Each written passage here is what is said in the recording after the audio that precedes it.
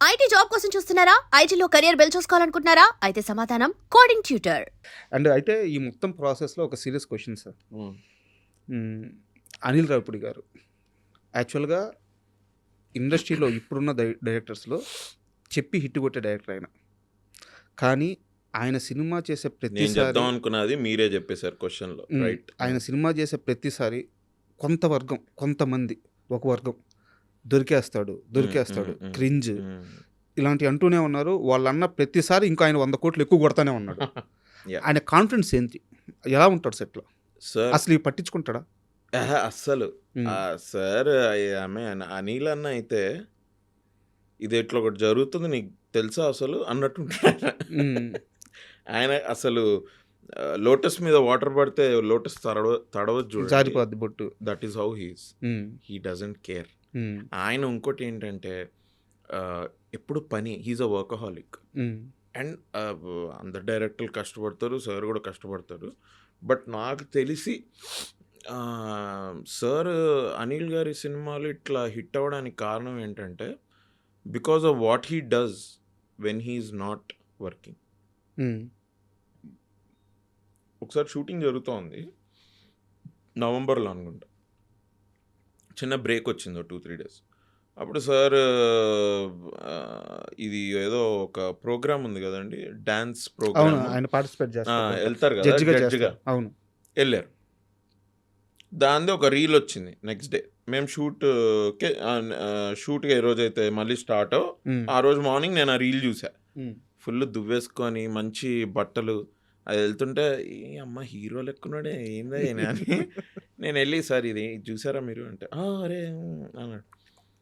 నేను అన్నా సార్ అసలు మీకు అవసరం లేదు కదా ఈ ప్రోగ్రామ్కి దానికి వెళ్ళడానికి, మీరు ఇక్కడ ఇంత షూటు ఇక్కడ, ఎందుకంటే మాకు ఆగస్ట్ సెప్టెంబర్ పోయింది shoot last year. So October November was the biggest schedule for us to finish the film. November end కాదు, December 5th వరకు వెళ్ళింది shoot. Okay. December 5th, 7th, 8th కూడా వెళ్ళిందేమో ఐ థింక్. దాని తర్వాత కూడా చెన్నైకి వెళ్ళి నయనతార గారు 1-2 షాట్స్ తీసుకొని వచ్చారు 10th తర్వాత కూడా. ఓకే.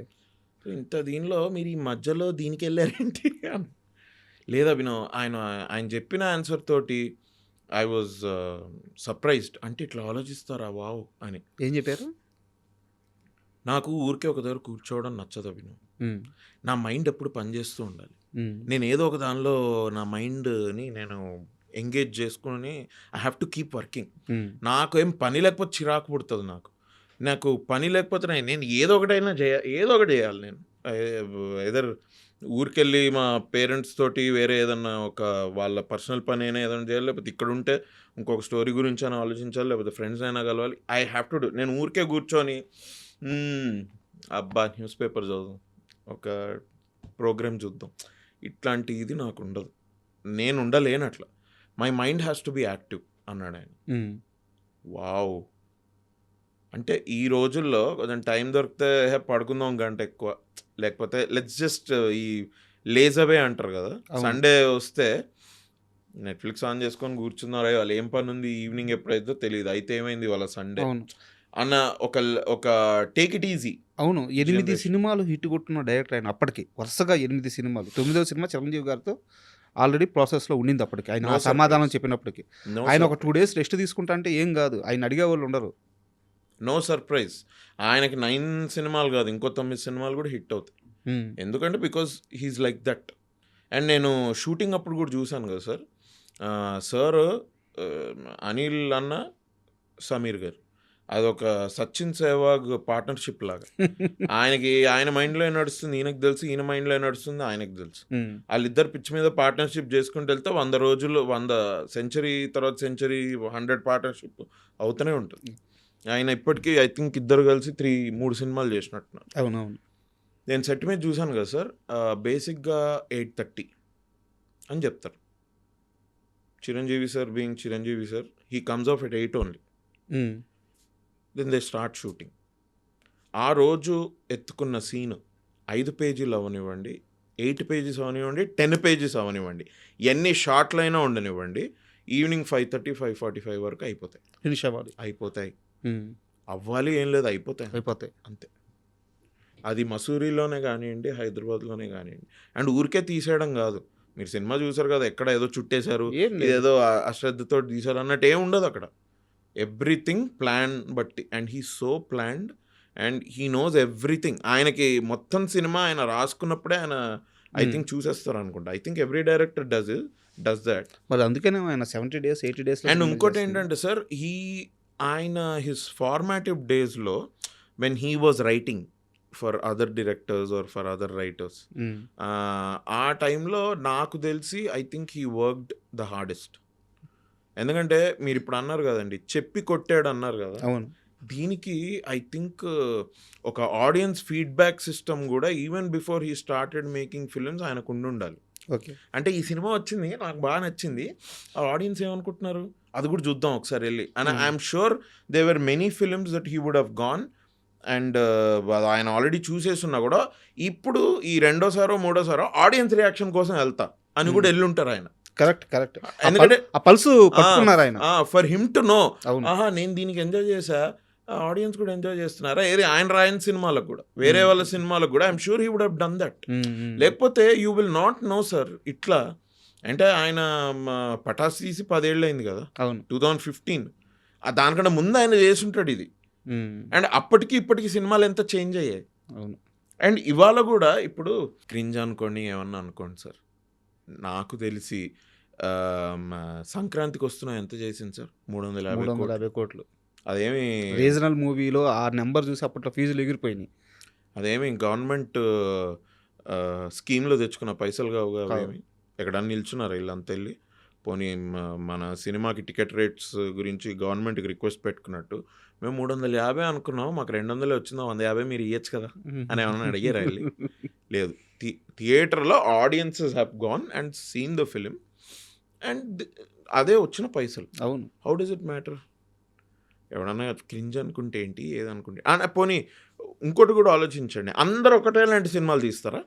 కరెక్ట్. అది ఎక్కడన్నా జరుగుతుందా అసలు అట్లా? ఎస్పెషల్లీ ఇండియాలో బేస్ మన సినిమాలు, మన బేసిక్ మన film industry, Indian film industry philosophy or ఒక సిద్ధాంతం అనుకుంటే వీ షుడ్ ఎంటర్టైన్ ఆడియన్స్ అనేది బాగా నమ్ముతారు. అవును. We make entertaining films. మిగతా సినిమాలు కొంచెం మరీ హార్డ్ హిట్టింగ్ అది ఇది ఉంటే అవి ప్యారల్ సినిమానో లేకపోతే అవార్డుల కోసం తీసారు అన్నట్టు ఉంటుంది కదా. మన దగ్గర అయితే వెరీ ఇది.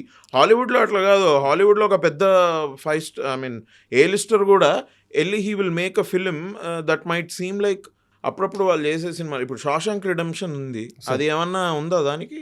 ఒక మీరు ఫ్యామిలీతో వెళ్ళి పాప్కార్న్ తిని చూసేటట్టు ఏమైనా ఉంటుందా? అది అట్లేం ఉండదు. మరి టాప్ గన్ ఉంటుంది కదా, మరి మిషన్ ఇంపాసిబుల్ ఉంటుంది కదా, అక్కడైతే అన్ని సినిమాలకు ఒక యాక్సెప్టెన్స్ ఉంది. ఇక్కడ ప్రిడామినెంట్లీ ఎంటర్టైన్మెంట్ అన్నప్పుడు each one of them will have their own take about entertainment, how they but అలా ఉంటేనే బ్యూటీ కూడా. అది కూడా అదే సార్ బ్యూటీ. ఇప్పుడు సార్ నేనేమంటా అంటే, ఇప్పుడు మీరు ఒక షాపింగ్ మాల్కి వెళ్ళారు సార్, షాపింగ్ మాల్లో 10 రకాలు చేయొచ్చు. ఒకటే సినిమాల గురించే ఉంటే మొత్తం షాపింగ్ మాల్ షాపింగ్ మాల్ అవ్వదు కదా. బట్టలు కొనుక్కోవచ్చు, అన్నము తినొచ్చు, తాగొచ్చు, పిల్లలు గేమ్స్ ఆడొచ్చు, మీరు చెప్పులు కొనుక్కోవచ్చు, బట్టలు కొనుక్కోవచ్చు, అలాగే సినిమాలు కూడా చూడొచ్చు, జంక్ ఫుడ్ తినొచ్చు. అవును. ఒక షాపింగ్ మాల్లోనే అంత వెరైటీ ఉంటే ఇండస్ట్రీలో ఎందుకు ఉండదు? అంటే ఎంత పర్టికులర్గా నేను అనిల్ గారి గురించి ఎందుకు అడిగానంటే, యాక్చువల్గా నేను ఇది ఆయన అడగాలనుకున్నాను. నాకు ఆయన ఉండే బిజీ వల్ల ఆ ప్రెస్ మీట్కి నేను రాలేకపోయాను. సో ఆయన ఇంటర్వ్యూ నాకు దొరకలేదు, కాబట్టి తెలుసుకోవాలని అడిగాను. Great conviction in what he does. మంచిగా నమ్ముతారు ఆయన, నమ్ముతారు. అండ్ షూట్ చేసేటప్పుడు మీరు చూస్తే మీరు ఇంక ఈ క్వశ్చన్ అడగరు ఇంకా. ఎందుకంటే నమ్మకం ఆయనకి, చాలా నమ్మకం ఆయనకి. ఆయన స్క్రిప్ట్ మీద ఒక 200% నమ్ముతాడు ఆయన. Okay. And at the same time మీకు చెప్పా కదా, ఒక ఆడియన్స్ ఫీడ్బ్యాక్ కూడా ఉంది ఆయనకి. ఆయన సిస్టమ్ ఆయనకు ఉంది. అండ్ చిరంజీవి గారు చెప్పారా, ఆయనే అపోజిషన్ లీడర్ అయిపోతాడు ఆయన సినిమా మీదని. ఇది అవసరం లేదు కట్ చేయి, ఇది అవసరం లేదు కట్ చేయి తెలియడానికి కూడా. How does he know that ఇది కట్ చేస్తే బెటర్, ఇది కాకుండా అది కాకుండా ఇది కట్ చేయాలని మీకు ఎందుకు అనిపించింది?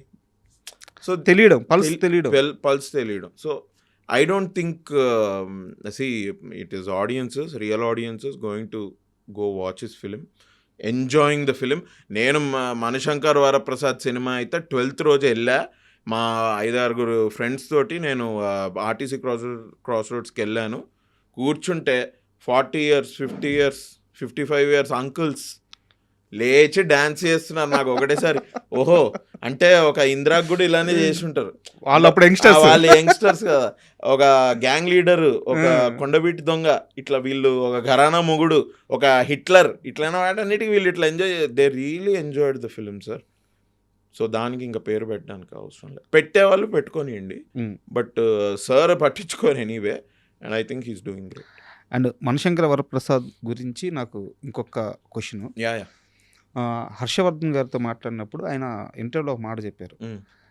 చిరంజీవి గారు యాక్ట్ చేస్తున్నప్పుడు అనిల్ గారు వెళ్ళి ఒక్కో దగ్గర కరెక్ట్ చేసేవాళ్ళంట. ఆయన ఏందిరా చిరంజీవి గారిని ఈయన కరెక్ట్ చేస్తున్నారంటే ఈయన వెళ్ళి చెప్తుంది ఏదో కాదు, సార్ ఆ గ్యాంగ్ లీడర్లో లుక్ ఇవ్వండి, సార్ ఆ ముఠా మేస్త్రిలో చెయ్యి తిప్పినట్టు తిప్పండి, ఈ చెప్తున్నారంట. ఇలాంటి చిన్న చిన్న కరెక్షన్లు అనిల్ రావిపూడి గారు చేస్తున్నప్పుడు చిరంజీవి గారి రియాక్షన్ ఏంటి? ఒక్కసారి అయితే నేను చిరంజీవి గారు నార్మల్గా షార్ట్ అయిన తర్వాత కూర్చుంటే మాట్లాడుతున్నప్పుడు అన్నారు, అనిల్ రావిపూడి ఒకటి రాసుకునేటప్పుడు ఒకటి అనుకుంటాడే, అది కనుక మనం దాన్ని తప్పి వేరే ఏదైనా చేద్దాం అనుకుంటే అస్సలు తీసుకోలేడు, పాపం అల్లాడిపోతాడు చిన్నపిల్లోడిలాగా. అంటే ఆయన కూడా ముచ్చటగానే ఆ మాట అన్నారు. సో వెరీ పర్టికులర్, మనం ఇట్లా చేయాలంటే ఇట్లా చేయాలి, ఎందుకంటే ఆయన అలా అనుకొని రాసుకున్నాడు. అది ఏదైందా నా శాతం నాకే చెప్తున్నాడు. అవును. అండ్ సార్ కూడా బాగా ఎంజాయ్ చేసేవాళ్ళు. అండ్ ఒకటి ఏంటంటే బేసిక్గా ఇప్పుడు చిరంజీవి గారి పక్కన 50 రోజులు ఉండి చూశాను కదా సార్ని. ఐ ఫీల్ లైక్ నాకు ముందటి నుంచి ఉండేది ఒకటి ఏంటంటే, కమర్షియల్ సినిమాకి రాయడం అంత ఈజీ కాదు. కరెక్ట్. కమర్షియల్ సినిమా రాసేవాళ్ళు ఎలాంటి సినిమా అయినా రాయగలరు. కమర్షియల్ సినిమా రాసేవాళ్ళు డాక్యుమెంటరీ కూడా తీయగలరు. డాక్యుమెంటరీ తీసేవాళ్ళు వచ్చి కమర్షియల్ సినిమా రాయలేరు. కరెక్ట్. ఇది నాకు ముందు నుంచి నేను out of my experience of watching different directors and how they work and everything I understood. ఇప్పుడు చిరంజీవి గారి పక్కన చేసినప్పుడు యాక్ట్ చేసిన తర్వాత నాకు అనిపించేది ఏంటంటే, కమర్షియల్ యాక్టింగ్ కూడా టఫే. ఓకేనా, అదంత ఈజీ కాదు, అదే కష్టం. ఎందుకంటే అనిల్ రావిపూడి గారు చెప్పేది ఏంటి నేను చూసా. సార్ దాన్ని ఎంత బాగా ఓన్ చేసుకొని అనిల్ రావిపూడి గారికి నచ్చిందే ఇచ్చి, అండ్ ఆయన కూడా అంటే ఆయన తాలూకా ఐడియా కూడా ఎగ్జిక్యూట్ అయ్యేలాగా ఎంత బాగా ఆయన first of all his experience obviously, plus Anil గారు కూడా హ్యాపీ దాంతో. ఎస్, నేను చెప్పింది నేను అనుకున్నట్టే వచ్చింది. ఎస్, కాన్ఫిడెన్స్ ఖచ్చితంగా ఉండాలి, సినిమా ఉండాలి. ఎస్, అట్లా చేసుకుంటూ సార్ కొంచెం కొత్తగా ఏమైనా చేయాలంటే కూడా చేసి అంటే I seen this comes with experience. So Chiranjeevi గారు దాన్ని ముచ్చటగా పాయింట్అవుట్ చేసి ఎంజాయ్ చేశారు. అరే బాగుంది నువ్వు ఇది అనుకున్నారు. But when he came on to the shirt, Anil గారికి ఇచ్చేది అనిల్ గారికి ఇచ్చుకుంటే ఇంకొంచెం దానిలో కొంచెం డిఫరెంట్గా ఏదన్నా if he wants to do he would do. అట్లా I have seen that happen. And for more videos, please subscribe to iDream. Please subscribe to iDream. Please subscribe iDream. And please subscribe to iDream. For more videos, subscribe to iDream. please like, share and subscribe to the channel. Congratulations, iDream. Subscribe to iDream. Subscribe to iDream. So subscribe to iDream Media. iDream ki iDream team andarki huge congratulations. Please subscribe iDream Media. Please subscribe to iDream. Subscribe iDream. Please subscribe to iDream. iDream అంటే నా కళల ఛానల్ను subscribe చేసుకున్న నోరు తిరుగుతలేదు, మీరైతే గంట గుర్తు కొట్టండి. For more such videos, please subscribe to iDream. Subscribe to iDream. Please subscribe to iDream. Please subscribe iDream Media. Please do subscribe to iDream. Please subscribe to iDream Media. For best entertainment and information, please subscribe iDream. And don't forget to subscribe to iDream.